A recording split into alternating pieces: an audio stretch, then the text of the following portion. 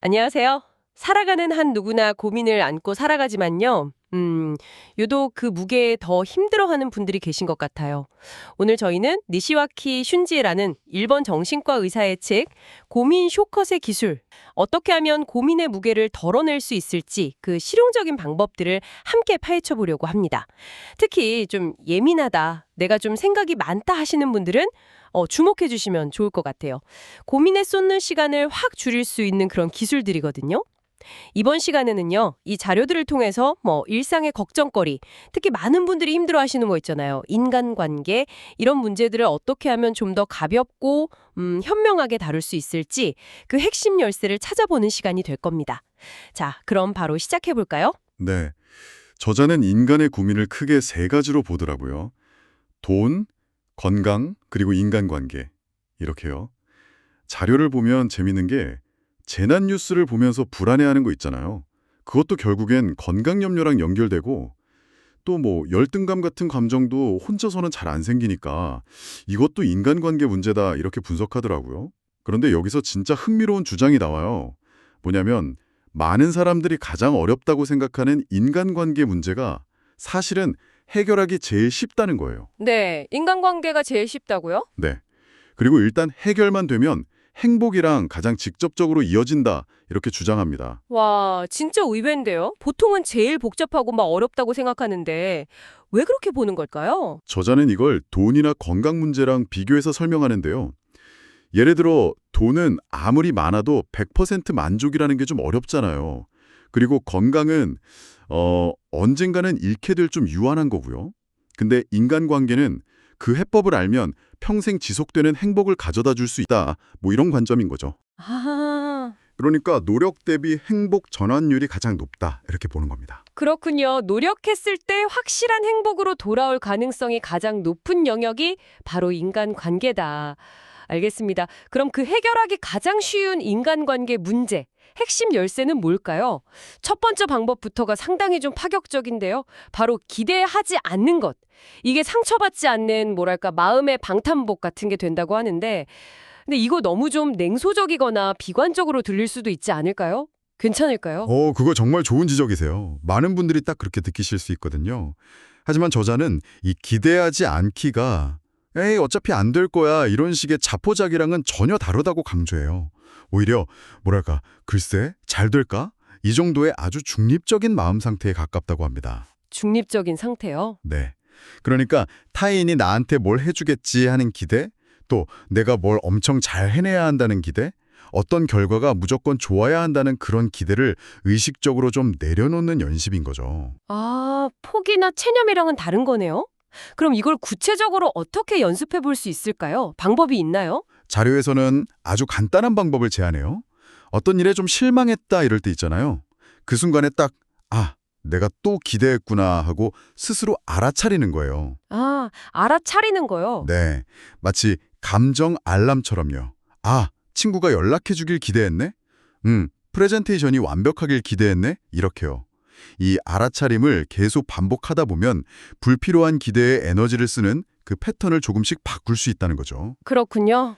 기대가 없으면 실망도 덜하니까요. 일종의 감정 조절 기술인 셈이에요. 아, 기대했네. 이렇게 마음속으로 한번 딱 짚어주는 것만으로도 감정의 소용돌이에서 좀 한 발짝 나올 수 있겠네요. 이게 상처받지 않으려고 막 움츠러드는 그런 소극적인 방어가 아니라 오히려 내 감정의 주도권을 내가 딱 잡는 그런 적극적인 기술로도 볼 수 있겠어요? 네, 정확합니다. 기대하지 않기가 내 마음을 지키는 일종의 방패라면 관계를 좀 더 적극적으로 가꾸는 기술도 필요하겠죠. 여기서 등장하는 핵심 개념이 바로 자기중요감입니다. 자기중요감? 네. 누구나 마음 깊은 곳에서는 자기가 좀 가치 있고 중요한 존재로 인정받고 싶어 하잖아요. 심리학에서도 중요하게 다루는 개념인데 이게 재밌게도 타인과의 관계 속에서 채워진다고 해요. 다른 사람이 나를 필요로 하고 내 말에 공감해주고 나를 인정해줄 때 바로 그때 우리가 아, 나 중요한 사람이구나 하고 느낀다는 거죠. 하긴 누구나 존중받고 싶어 하는 마음은 당연하죠. 근데 흥미로운 점은 내 자기중요감을 채우는 가장 좋은 방법이 남의 자기중요감을 먼저 채워주는 거다. 이게 어떻게 연결되는 거죠? 네, 바로 그 지점의 핵심입니다. 그 유명한 황금률 있잖아요. 대접받고 싶은 대로 먼저 대접하라. 이게 여기서 통하는 거죠. 사람은 본능적으로 자신을 가치 있게 느끼게 해주는 사람한테 끌리고 또 그 사람을 소중하게 여기게 된대요. 아하. 그래서 내가 먼저 상대방을 존중하고 그 사람의 가치를 인정해주면 그 에너지가 결국 나한테 다시 돌아와서 나의 자기중요감도 채워준다. 이런 선순환 구조인 겁니다. 아, 내가 먼저 베풀어서 돌려받는 거군요. 그런데 사람마다 중요하게 생각하는 가치가 다를 텐데 어떻게 상대방의 자기 중요감을 좀 효과적으로 채워줄 수 있을까요? 뭐 무턱대고 칭찬만 할 수도 없는 노릇이고요. 맞습니다. 그래서 저자는 상대방의 유형을 파악하는 게 중요하다고 말해요. 자료에 따르면 사람의 개성을 크게 세 가지로 나눠볼 수 있다고 하는데요. 첫째는 인품 중시 유형, 퍼스널리티입니다. 이분들은 뭐 신뢰, 애정, 성실함 같은 눈에 잘 보이지 않는 내면적인 가치를 아주 중요하게 여겨요. 아, 내면 가치요? 네. 그래서 겉모습이나 성과보다는 그 사람의 진심, 배려심 이런 거에 감동하는 거죠. 이 유형에게는 그 사람의 인품 자체를 구체적으로 칭찬해주거나 사소한 배려의 진심으로 고마움을 표현하고 또 이야기를 깊이 공감하면서 들어주는 게 효과적입니다. 진정성이 핵심이에요. 겉과 속이 다른 걸 싫어하거든요. 둘째는 성과 중시 유형, 퍼포먼스인데요. 이름 그대로예요. 실적, 능력, 결과물 같은 눈에 보이는 성과를 중요하게 생각하는 분들이죠. 성과 중심. 네, 효율성을 중시해서 좀 명확하고 간결하게 소통하는 걸 선호합니다. 이분들한테는 막연한 칭찬보다는 구체적인 성과나 뛰어난 능력을 정확히 짚어서 칭찬하는 게 훨씬 효과적이에요. 예를 들면, 와, 이번 프로젝트 결과 정말 깔끔하게 처리했네요. 이런 식으로요. 괜히 빈말이나 의례적인 칭찬은 오히려 불신을 살 수 있으니 주의해야 하고요. 마지막 셋째는 지위 중시 유형, 브랜디입니다. 이분들은 사회적 지위, 권위, 명성 이런 거에 가치를 두고요. 다른 사람들한테 인정받고 영향력을 행사하는 것에서 만족감을 느껴요. 아, 약간 좀 인정 욕구가 강한. 그렇죠. 자유롭게 행동하고 주목받는 걸 좋아합니다. 이 유형에게는 정말 대단하십니다. 역시 다르시네요. 와 같이 감탄하면서 그들의 특별함을 좀 부각해주는 칭찬이 잘 먹힙니다. 특히 다른 사람들 앞에서 공개적으로 칭찬해주면 효과가 배가 된다고 하고요. 대화할 때는 그분들 이야기에 집중하고 페이스에 맞춰주는 게 중요합니다. 와, 정말 상황하나 다르게 접근해야 하는 거군요. 인품, 성과, 지위. 상대가 어떤 가치를 중요하게 여기는지 먼저 좀 관찰하고 거기에 맞는 방식으로 존중을 표현하는 게 핵심이네요. 근데요, 혹시 사람을 이렇게 딱 세 가지 유형으로 나누는 게 너무 단순하는 건 아닐까 하는 생각도 살짝 드는데요. 실제로는 되게 복합적일 수 있잖아요. 물론입니다. 실제 사람은 훨씬 복잡하고 다양한 면을 가지고 있죠. 저자도 이 유형 구분이 뭐 절대적인 건 아니라고 이야기해요.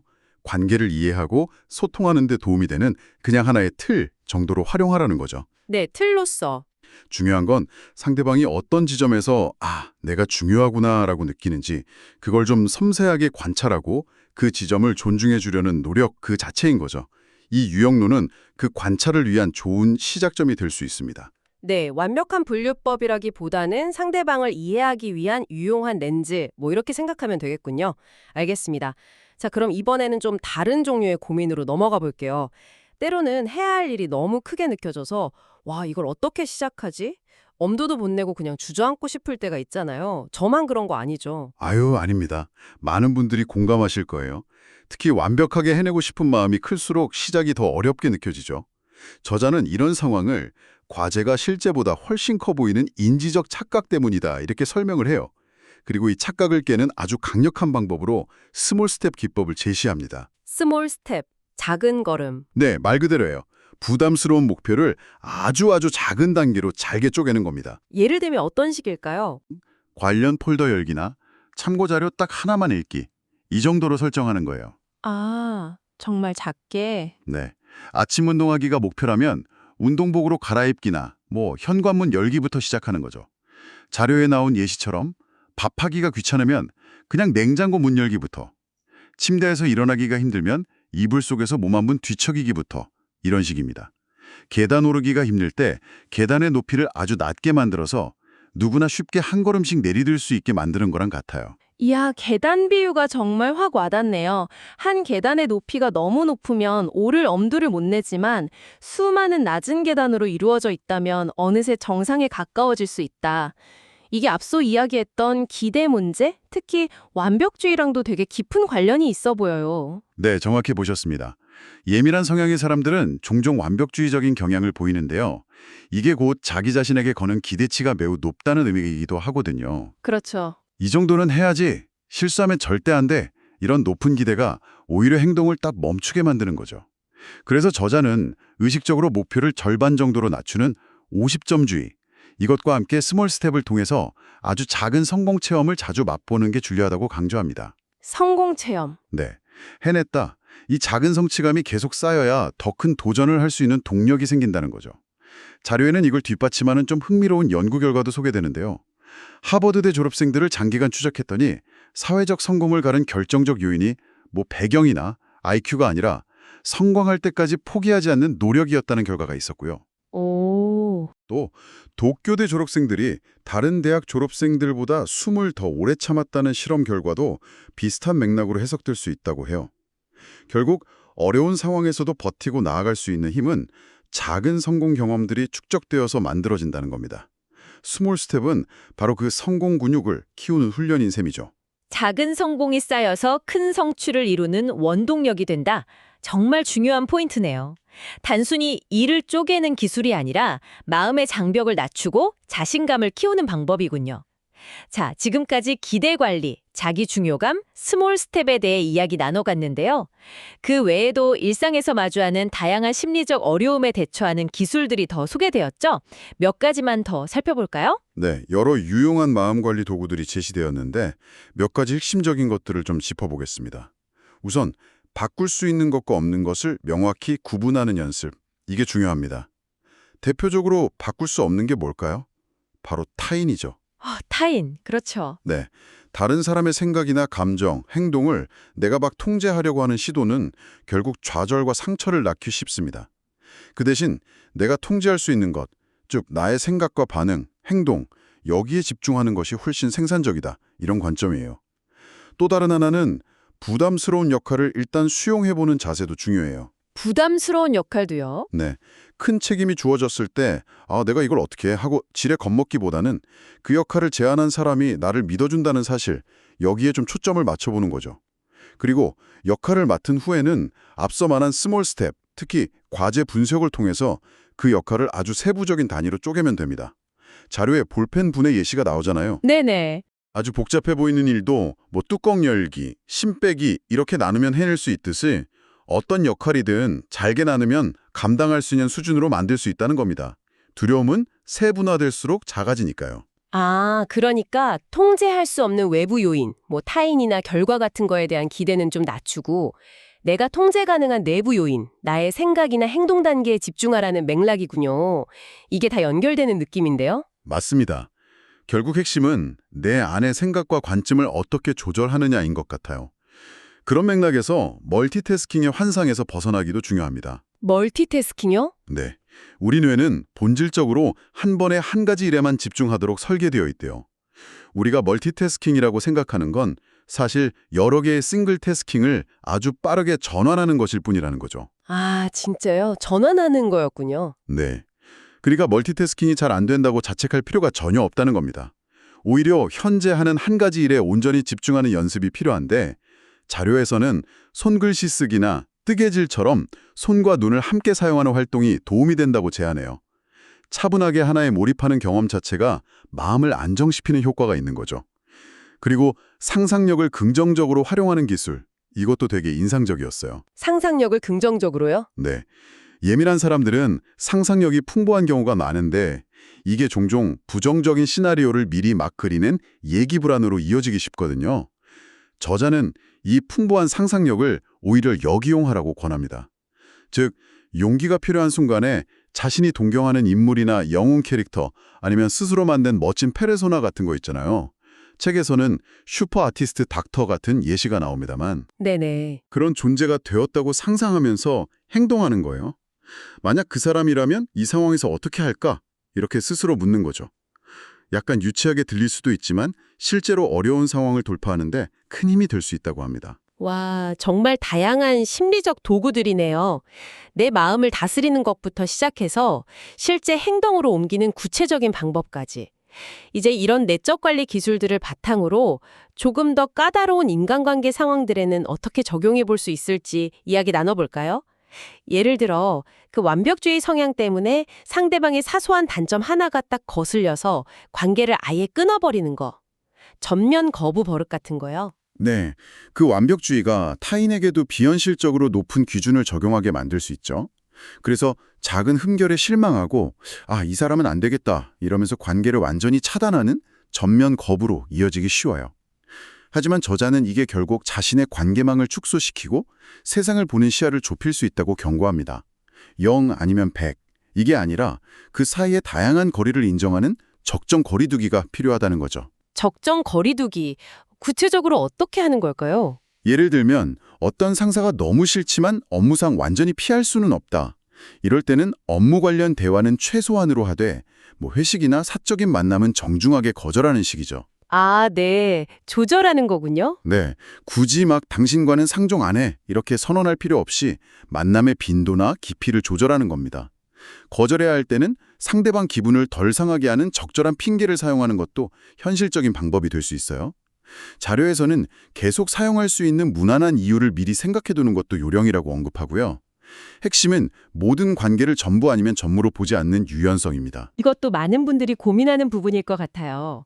동료가 그냥 무심코 한마디 했는데 온갖 부정적인 의미를 부여하면서 혼자 괴로워하는 경우요. 맞습니다. 예민한 사람들은 종종 타인의 감정이나 분위기를 잘 감지한다고 스스로 생각하지만 그 능력이 오히려 부정적인 추측으로 치우치는 경향이 있다고 저자는 지적해요.